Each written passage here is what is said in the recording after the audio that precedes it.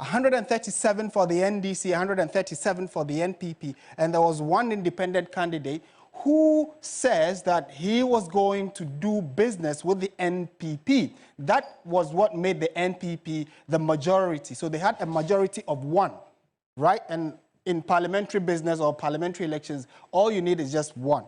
And that changed yesterday after the declaration by the Speaker. So now the NDC has 136 because they also lost one seat in the declaration, and the NPP lost 3.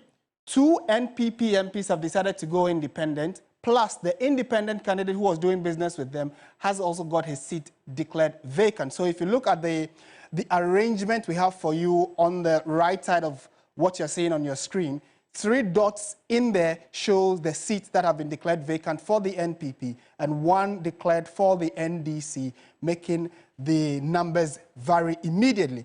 Indirectly meaning that the NDC now, as we speak, has majority in Parliament. And that's very interesting. That's the first time it's happened in our democracy or in the history of Ghana's political trajectory. And we know that immediately a seat is declared vacant, or the Speaker declares a seat vacant, the Electoral Commission is notified. Now, let me take you through what really rolls out immediately a seat is declared vacant. So the Clerk of Parliament has within 7 days to inform the Electoral Commission, and then immediately the Electoral Commission sets the ball rolling for a by-election to be held, usually within 30 days to 60 days when the vacancy is as a result of death, right?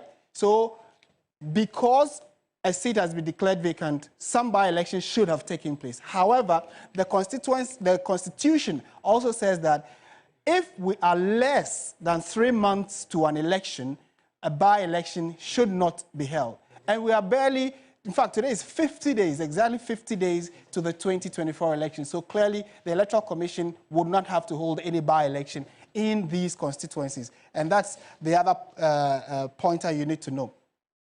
Also in Parliament, following the declaration, now per the statutes of Parliament and the structure of Parliament, we have a Speaker who is apolitical technically. Then we have a first and second deputy speakers who sit in alternately when the Speaker is not around. Now the majority party usually will have, so per what we know, deputy speakers cannot belong to the same party. So it means that beyond the Speaker, when the 2 speakers are being elected or nominated by either party, they should not come from one party. So we know that Joe Osei, popularly known as Joe Wise, is the first deputy speaker and is an MPP member of Parliament. The second deputy speaker, Andrew Esiama, then has had his seat declared vacant, which means that he cannot hold himself as a member of Parliament and or the second deputy speaker of Parliament. And per the statutes of what happens in Parliament, the other party in Parliament, because MPP has 1 deputy speaker, the NDC now would have to elect or choose someone to be the second deputy speaker, because we only have 2 parties in Parliament at the moment, and that is what some independent candidates are hoping to break, that what they call the duopoly of Ghana's politics. So elections to take place first at the first meeting after a vacancy has been declared when it comes to the deputy speaker position, which the NDC has made very clear that between now and Tuesday, when the House resumes, the NDC will be having a series of meetings to quickly agree amongst themselves which of us would we have to be the second deputy speaker. And that is what is going to be happening when the House resumes. So it clearly tells you that the changes that have happened in Parliament are not just the 3 or 4 seats that have been declared vacant. However, we also know that all seats, all committees and, that are in Parliament are also going to be experiencing some changes. Now, the conversation, and I've heard the current NPP leader in Parliament, who was Apenyo Markin, saying that he still holds himself as a majority leader, but who then becomes a majority leader, or how does a majority leader come about? First of all, we know that the party that has the majority in terms of numbers in Parliament chooses a leader to be the majority leader. So it says that members of a party or parties that have the largest number of seats become the majority caucus. Now, it didn't just say party, it says parties because it means that independent candidates or a different political party can join one side. So for instance, and this is for instance, if we have some 4 or 5 CPP people in Parliament or PNC, and they decide to do business with the NDC or the MPP, based on the numbers, that grouping becomes the majority. But this time we have only one independent candidate who joined the MPP to make them the majority. So party or parties, that's why we have the wording difference. And the majority leader automatically comes from the leader of the minority side. So the minority caucus decides to pick one person to lead them as a majority leader of the House. Same for the minority. The party that forms the smaller group of Parliament becomes a minority caucus. Amongst them, they also choose someone to lead them to be the minority leader. The interesting question many are already asking, and clearly it looks as though it's not just a conundrum for even the parliamentarians themselves, but even government and the judiciary, is that who becomes the leader of government business in the House? Now, the leader of government business primarily is supposed to bring what government wants to do to the House, lays it, and then the conversation is had. Usually it is the leader of the majority side. Over time, when the government, the executive, has majority in Parliament, then the leader of the caucus in Parliament is the one that brings government business to the House. It is debated, and then they do their own business on the floor. Now that this current declaration has brought a total shift to the developments in Parliament, who becomes the leader of government business? Per the standing orders of Parliament, we know that the leader of the party or parties in Parliament which form the government becomes the team that will choose one person to be the leader of government business. Now, let me read that again. The leader of the party or parties in Parliament which form the government, mind you, I'm saying the government, becomes the group that chooses one person to be the leader of government business. So, basically saying that, as it stands, it was Alexander Afenyo-Markin who was leader of government business in Parliament. But now that, per the statutes or per the declaration yesterday, they become the minority, it means that he cannot hold himself again as the leader of government business. However, we are talking about government here. The NDC is now, per the declaration yesterday, the majority in Parliament. However, they are not the government. They are not the government. So it means that it is very likely that Alexander Afenyo-Markin could still be the leader of government business because the MPP has formed the executive, the government. So all of these dynamics are a number of the issues we're trying to make, trying to bring some understanding to and get answers to questions of, for instance, could a minority with a government or the executive in power do business on the floor of Parliament? And with their recent declaration boycotting Parliament, walking out and saying they will not do any business in Parliament until the Supreme Court hears and gives a declaration on what the Speaker said, what happens between now and then?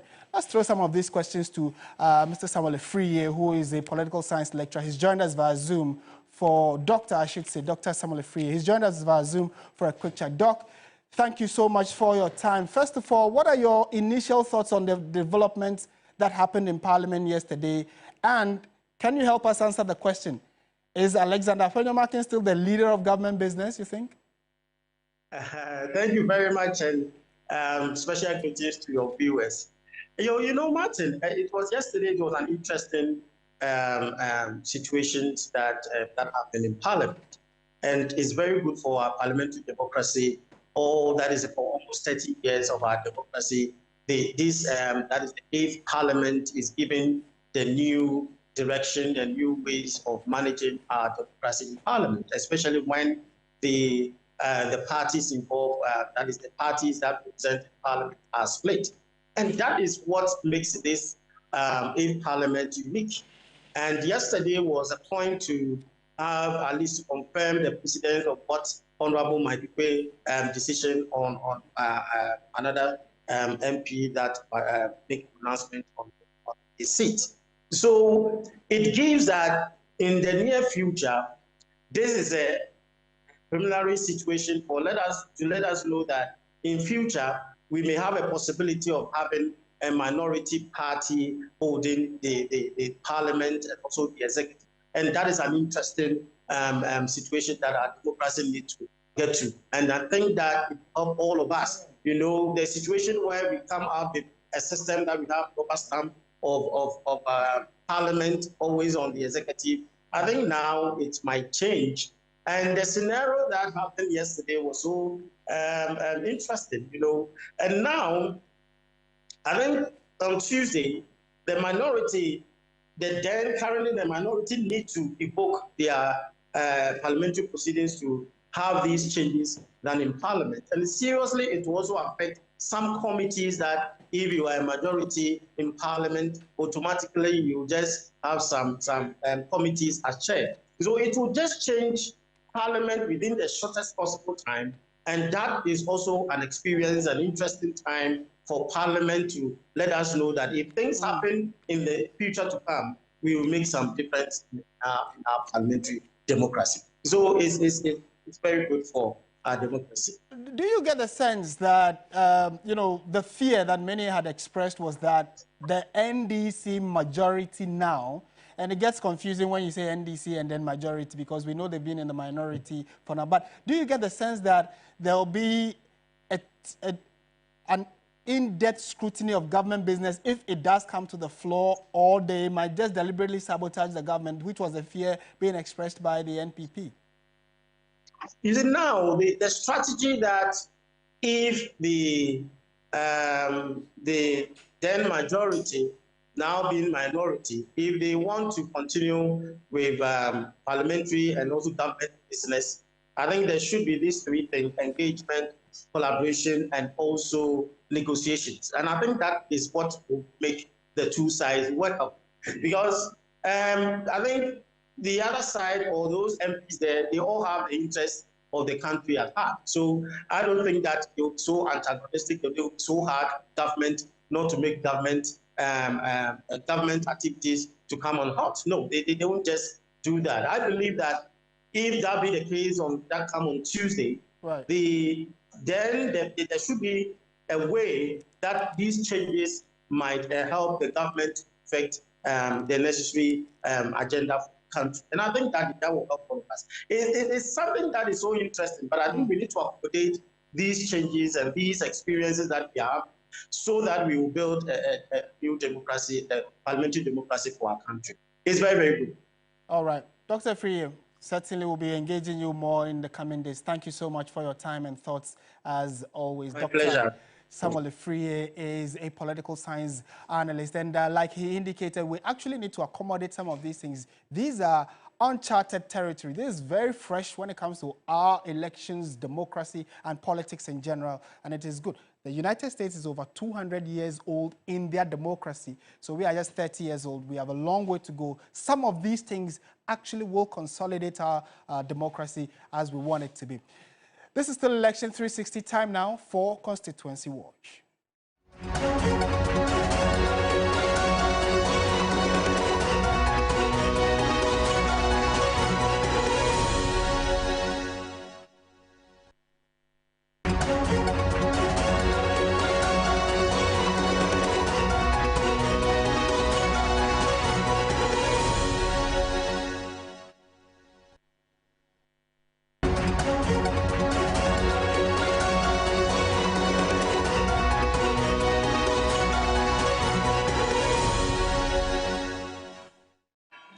Joining us now in studio is my colleague Joseph Akable, who's been working the numbers. Now, case in point is that we are focusing on the Suhum constituency, which is one of the constituencies that have been declared vacant. And we know that it is a very interesting dynamic, and Joseph Akable is here to walk us through what exactly we should be expecting and take us back also memory lane on how the numbers have played out for the last few years. Joseph, thank you for joining us. So let's dive straight into it. What's happening in Suhum? I mean, the Suhum constituency is interesting because it is one of the seats that the Speaker of Parliament declared vacant yesterday. The reason being that the current Member of Parliament, Kojo Asante, has decided to contest as an independent candidate. And so what this means is that he's no longer recognized as a member of the New Patriotic Party per the directives that the Speaker did issue. And it was one of the seats that the NPP had raised concerns about the fact that because the party had not petitioned the Speaker, then why is the Speaker proceeding on that particular matter? And so it is one of the affected seats, and it's very interesting to look at it because of the implications it has for the upcoming elections in December. So it's a typical seat, presidential results since 1996. The NPP has won 6 times, with the NDC candidates winning just one in 1996, Jerry John Rawlings. So 2000, 2004, John Ajikun Kufuor won over there for the NPP. Then 2008, another Dankwa Akufo-Addo, 2012, 2016, and 2020 as well. So it's a seat that ordinarily sticks with the NPP. In terms of what it looks like for the parliamentary, it's not any different. Similar reflection there, 6 times gone the way of the NPP, once in favor of the NDC as well. And so that tells you that this is a seat that likes, or a constituency that likes to vote for the NPP. And it's important to indicate that it falls within the Eastern region, a region that ordinarily also tends to lean towards the governing New Patriotic Party as well. Now, this is how the results looked in 2020, for which reason we are saying that, look, going into the 2024 elections, there could be some problems for the governing New Patriotic Party. The NPP won by 34,049 votes, whereas the NDC came with 19,192. So you see a difference of 14,857. Now, it's important to note that the NPP candidates who won, Kojo, who won in 2020, actually increased the votes. So if you compare this figure to the previous year, he actually improved. Okay. So that tells you that he's a candidate who is liked in the area. What happened in the constituencies, they had the elections, he lost, he felt that some influence had taken place. He felt that the individual he had lost to, Protozwa, like he's called, he's a presidential staffer. He said some influence had come the way and that affected him. And so going into the 2024 contest, you have Frank Esiedu Bekwen coming up against Prince K. Ado Tabiri of the NDC. Then you would have the independent candidate as well, Kojo Asante, also coming in there. So what this means is that if the election takes place and even the NPP candidate Protozwa, Frank Esiedu Bekwen, is able to get anything around the 34,049 that you have, and the current MP is able to even get 10,000 votes, then there's a bit of a challenge now. Because it potentially means, is he taken from the NPP? Is he taken from the NDC? Or is he taken from other neutrals who do not vote for either the NPP or the NDC? So either ways, it will definitely mean that the voter pool will not be as expansive as the NPP would have had access to ordinarily. And one can make reference to Fomena as a classical example, for instance. Yeah, and it's interesting to also note that, like you indicated, the current Member of Parliament on the ticket of the NPP increased the votes, which means beyond just the voter population there are people who just like him for who he is and might stick with him and could then take away some votes from the NPP. And now Protozwa, who is also standing on the ticket of the NPP, might also get some. There is a possibility that if even they split this amongst them, the NDC's numbers still look good. So if, and this is just an if, clause, if the NDC is able to retain their 19,000 and the NPP add this and split it, there is a possibility that we may not have a first-time winner in the Suhum constituency. Absolutely. Again, there's also the other possibility that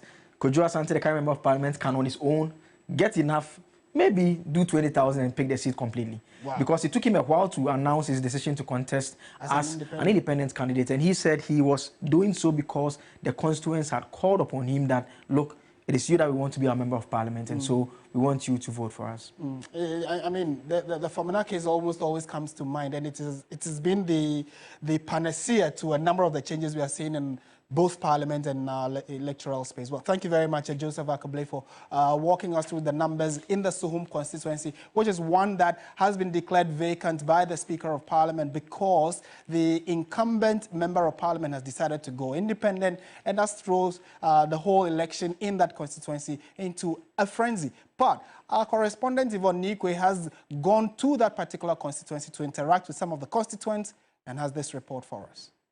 2008, the Suhum constituency experienced a significant political event when it was named 51-51 after a prolonged and heated contest between the then incumbent Member of Parliament Frederick Opariansa and Brian Champon during the New Patriotic Party's primaries.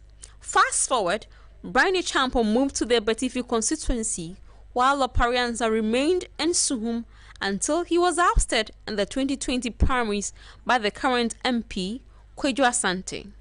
The NPP has consistently won the Suhum parliamentary seat in the last 4 national elections. However, this year, the stakes are higher, creating a potential flashpoint in the political landscape.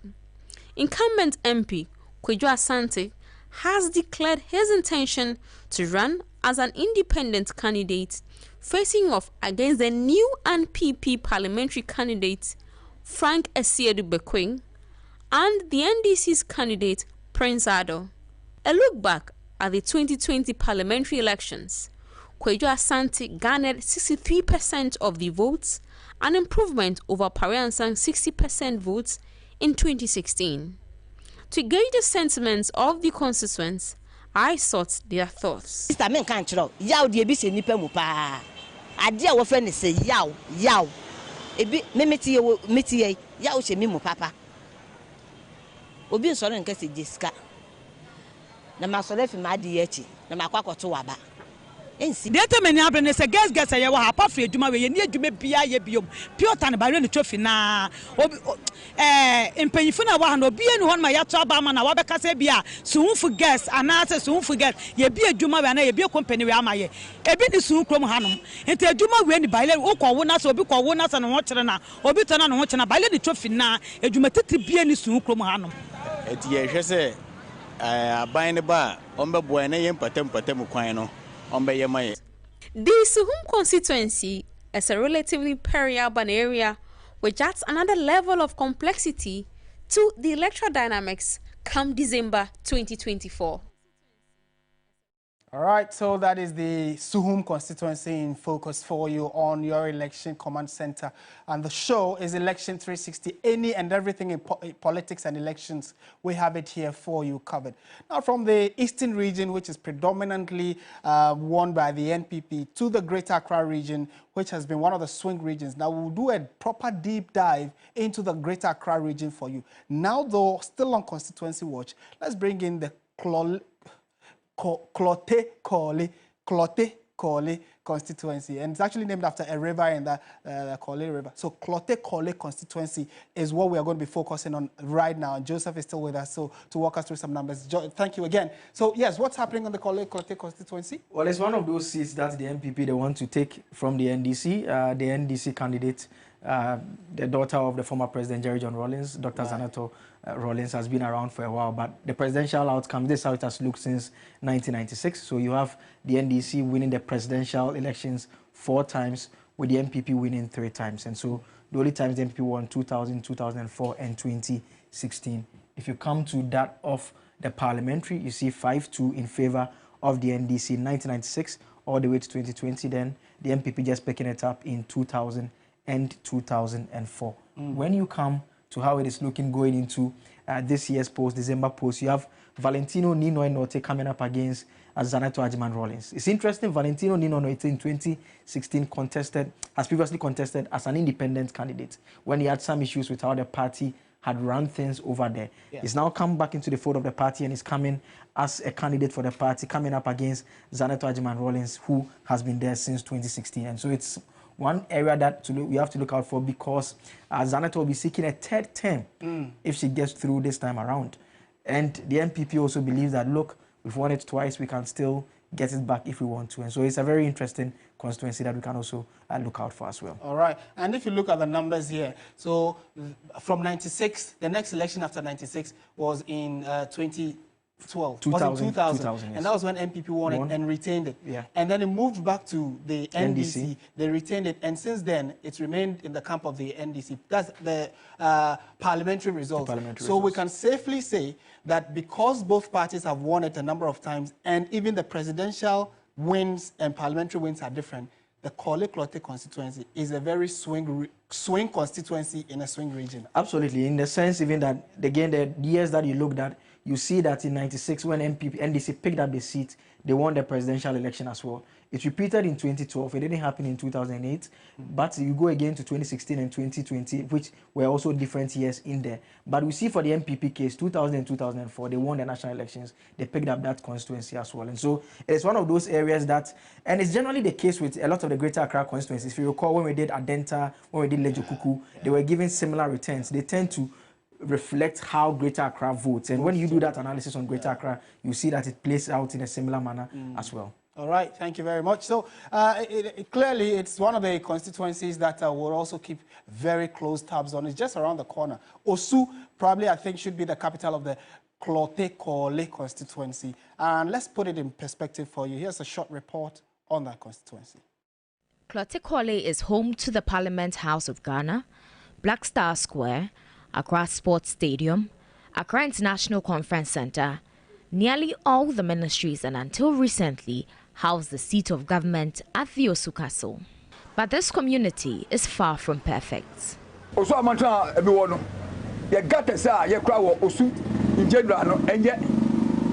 drainage system in Klottey Korle is choked.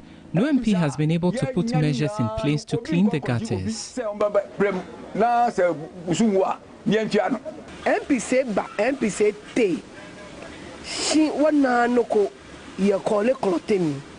Ame wow. Kawa ba wie. We've had several MPs, but we don't see any progress. Frankly speaking, a lot of state institutions are in Klottey, but we don't see any progress. State House. Can you be famous Klottey Shipon? She wana no yako. Ni wana ye kole Klottey. Klottey Korle is special. Not only is it a swing seat, but no one member of parliament has occupied the seat for more than a term. Take the Eagle Party's Nathan Thetemensa. He was MP from 1993 to 1996. He was then succeeded by the late David Lamptey of the NDC from 1997 to 2000.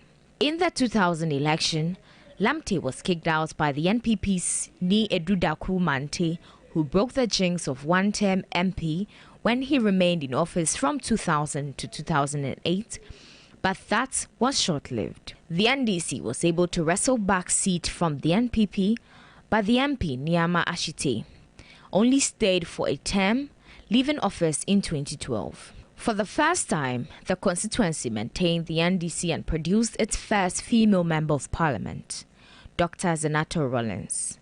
We want to declare Dr. The daughter of former President Jerry John Rollins has been in office since 2016 and hopes to retain the seat for the third term. With hard times and the crucial election in the offing, what will make constituents here tick? Say, what's it would do any to Obiswa and she and we do.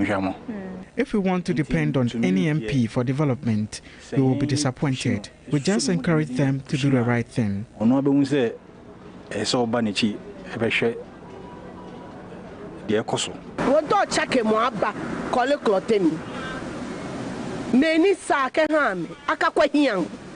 We need change in Klottey Korle, so we will vote for those who deserve it.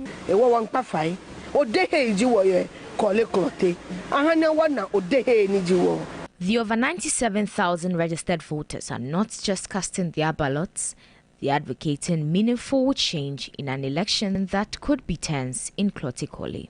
Enyunam Halika, TV3 News, Klottey Korle.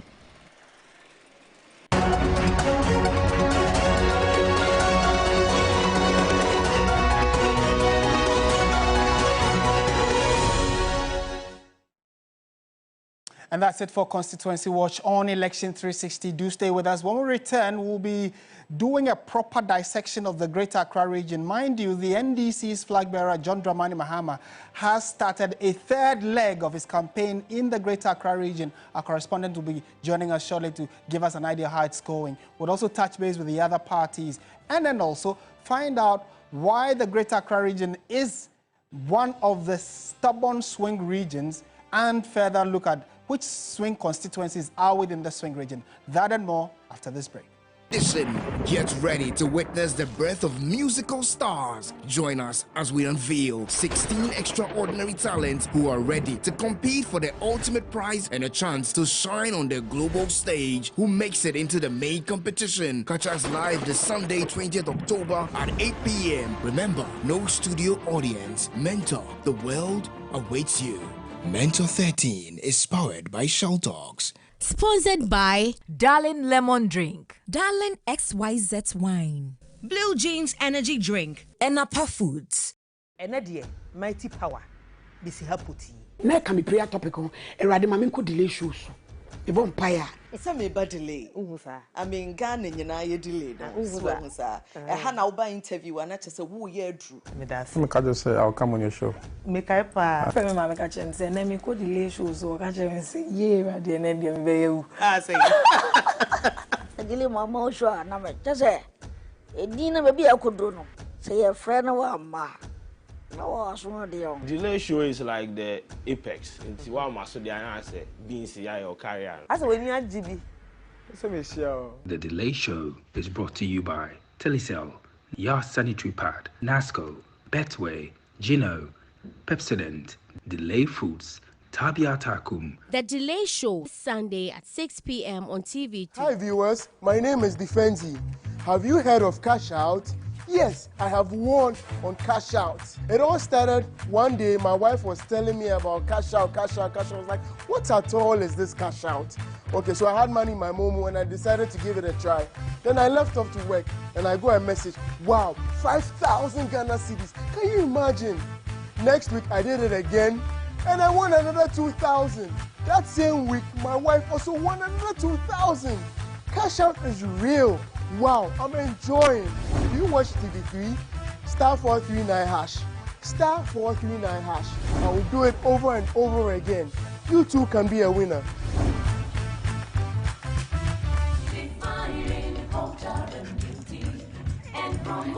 We have my GMB ladies plus my other guests on the show. Okay. Fernando came this show before. Bro, but I know when I know these guys. You know if you tell me that. You know if you can't tell me. Bro, Dark Vibes is coming on this show. The first time in many years, man.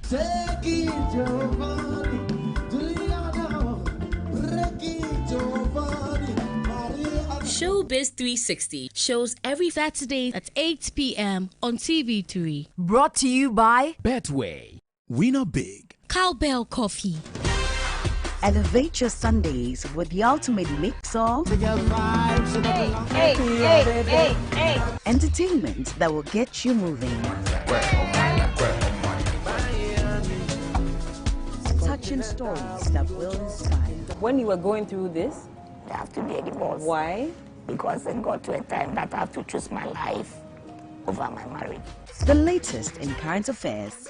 If you stop liking my music because of my political affiliation, you never liked my music. No minister or party person can say that they gave me cash in my time of work and I none of them. Fun games for the whole family.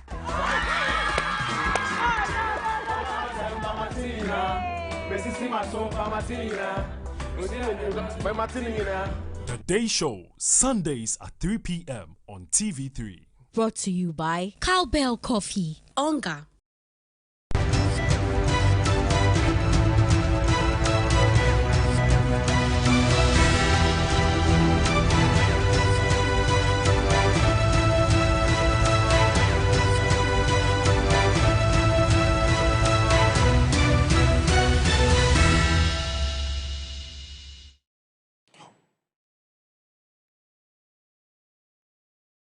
Welcome back to Election 360 and time now for us to hit the campaign trail. Let's go straight to Klottey, who is on the campaign trail of the NDC's flag bearer, John Dramani Mahama, who this is the umpteenth time he's campaigning in the Greater Accra region. We'll be telling you why when Komla joins us. Komla, thank you for joining us. Which specific constituency are you in now? And can you tell us what exactly the flag bearer has been saying? Well, we are in the Summer West constituency just behind me. This is the location is a Township, which falls in the Commonwealth constituency. You can understand why John Mahama and the NDC have taken the Greater Accra more seriously, and to the extent that the Greater Accra region has become a swing region. The NDC has some good amount of seats in or from the Greater Accra region already, but they intend to actually turn Greater Accra green. This is what John Mahama and the NDC have been saying right from the word go. The more reason, it is on his fourth leg. Greater Accra has been divided into segments where they are doing it bit by bit to be able to cover the entire enclave of the Greater Accra region. Majority of that has been done. Yesterday his leg. Today he's continuing the fourth leg again, which will end later tonight. The expectation is that he'll be able to sweep the constituencies that do not belong to the NDC as of yet, and also increase the voter margin in the ones that they are holding. And so the Tema West, Tema East, Tema Central are key constituencies that John Mahama views or sees where the potential is for the NDC to take. And so there's a lot of investment in campaigning for the people there. But if we're speaking largely on some investment within the Greater Accra region, we know the extent of work which has become a controversy that the NDC has done in the Nigo from some constituency, specifically the Saglani.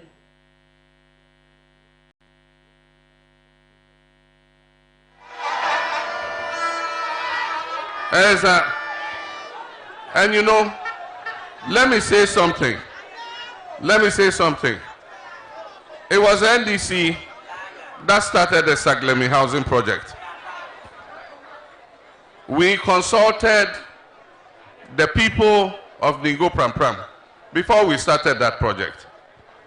After we left, this government has abandoned it. Recently, I hear they want to give it to private people. But the point I'm making to them is that if you are changing the status of that project from a government project to a private project, you need to discuss with the allodial owners of the land.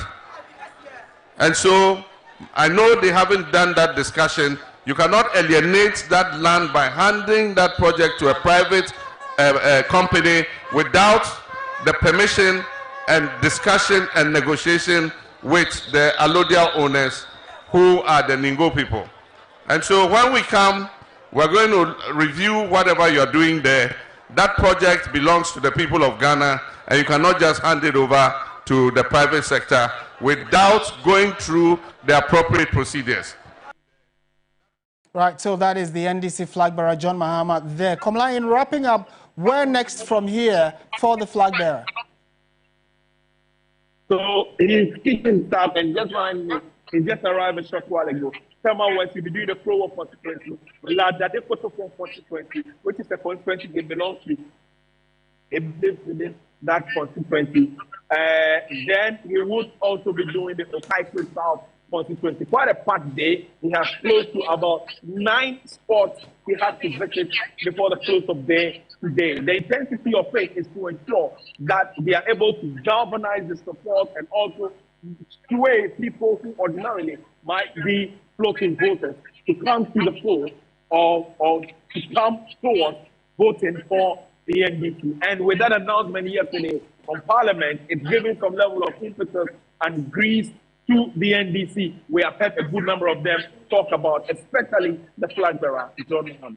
Thank you very much, Komla Kuchi, for that report. He is on the campaign trail of the NDC flag bearer, who is in Greater Accra region. Now, let's try and put the Greater Accra region in proper perspective for you. And you would recall that of all the regions in the country, the 16 regions, the Greater Accra region has the highest number of registered voters. And I just want you to take a good look at that number. They have the highest number of registered voters of 3.7 million voters. And you heard Komla say that the NDC flag bearer has said he wants to turn the Greater Accra region green, meaning they wanted to have more green in some of these areas, which are predominantly NPP strongholds within a swing region like the Greater Accra region. Now, these are seats that have ordinarily been swung both to the NPP and the NDC. And you recall that we indicated that the Greater Accra region, being a swing region on its own, has other constituencies that have gone either way. Now, we also know, for instance, that these constituencies that we've named here have been won both by the NDC and the NPP, so they are not known to be a stronghold of anybody, of any of the parties. The Lejokuku, we discussed it yesterday, Amasaman, Adenta, and Krowo. And you could tell that the NDC has won some of these constituencies 4 times, the NPP has won it 3 times, Amasaman 3 times, 2. Adenta has been split. The NDC and NPP have won it both 3 times each. Then we have Krowo, where the NPP has won it 3 times, and the NPP were winning it 4 times. We indicated that because of the size of the voter population in the Greater Accra region alone, they seem to be the deciding region. Whichever party has won the presidential has actually won the Greater Accra region, except once, and I'll show you why. So if you look at this graph here, and let me just expand it so you can follow closely. If you look at this graph, from 1996, when we started collecting this data, you could tell that the NDC won it, and all the parties that have won it have had that over 50%. So if you look at the top figures, we have 54, 53, 51, 52, 52, 52, and then 51. The top there means that whoever has won the Greater Accra region has won it over 50%. The NDC won it in 96 and fell in 2000. And 2000, 2004, it stayed within the camp of the NPP. Why? That was when John Ajekum Kufuor became president and used the song Mera de Casa Nawakumato Yemo, and it got a lot of people swinging to the camp of the NPP and voting for John Ajekum Kufuor. Although he retained it in 2004, he lost some sizable chunk of votes. And the NDC, on the other hand, lost in 2000, but has had a reasonably marginal climb up until 2008 when they annexed it again, also within the 50-plus region, and they retained it and even increased it. So they won 2008 by 52.1. In 2012, they increased it by 52.3%. And they fell off in 2016 when Nana Addo Dankwa Akufo-Addo became president. And for the first time, the region decided to swing. So instead of the 8 years they ordinarily have given parties, in 2016, when they gave it to the NPP, they changed their mind now and gave it to the NDC. So the NDC won in 2020, but that was the first time in the Greater Accra region that a party has won the presidential but did not form the government of the day. So NPP lost Greater Accra region by the total vote, but did not win. Let me rephrase. I'm saying that the NDC won Greater Accra but did not form the executive of the Republic. So it's an interesting region, and like we also took you through some of the specific constituencies we need to pay particular attention to.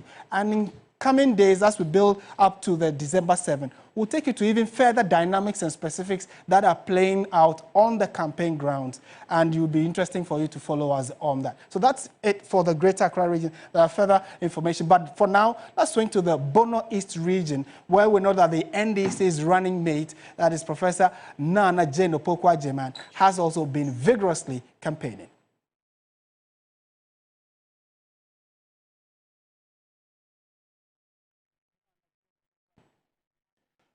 All right, so let's take you through what's happening in the Bono East region. Now, predominantly, the Bono East region has, many can call it a safe seat for the NDC, and it stands to good reason why the running mate, Professor Nana Jane Opoku-Agyeman, has been there. She's been to the Bono East and the Ahafo regions. She's been traversing those 3 regions for a good reason. Before it was even split, the Bono East region, before it was split from Bono Ahafo region, had been won by the NDC a number of times. And even when it was split, if you check, it was split in 2016 before 2016, and right between then, the NDC has still maintained to win. However, per the data we have from 96, NDC had a good rise in terms of the total voter percentage they won by. It dropped in 2000 when John Ejekum Kufuor became president. The NDC managed to claw back some of their percentage in terms of votes. Then in 2008, it dropped marginally. They increased it again in 2012. In 2016, although the NPP came to power under the Nana Akufo-Addo administration, the margin that the NPP won by still could not overturn the NDC's strength of that particular region. So it tells you that the Bono East region seems to be quite safe for the NDC. However, the NPP is also pushing and making inroads there to try and claw back some of the votes. Let's speak to Evelyn Tingma, my colleague who's been following the campaign trail. She's also been interacting with some constituents in a number of the various places they visited and has joined us for a quick chat. Evelyn, thank you for joining us. First of all, how has the reception been for the NDC running mate? Martin, good afternoon. I must say that the reception has been good, and since we came to this particular region, and we've had lots of people come out to meet with the Prof and the team. We also had traditional leaders who have organized there to welcome her, and some of them try to lay their concerns before them, and some of them even indicating that it is the NDC that provides social amenities when it comes to power, and so there's a lot of massive support for the NDC running mate. Do we know where she's going next from here? Right, so today ends her Bono East regional tour, and so she's currently in the Nkranza North constituency, specifically in a community here where she's having a community deba with the chiefs and people here. And so from here she will move to Techiman South constituency, and as well as Techiman North constituency, where she will end her Bono East regional tour. Martin. Thank you very much, Evelyn Tingma, for that update. She's embedded in the campaign trail of the NDC running mate, Professor J. Nana Opoku-Agyeman. That's it for our show. Thank you very much for following from Monday up until now. Next week, when we return, we'll be doing even further breakdown and analysis of election-related issues in the country. I am Martin Esiedudate. Up next is News Central. Hasta la vista.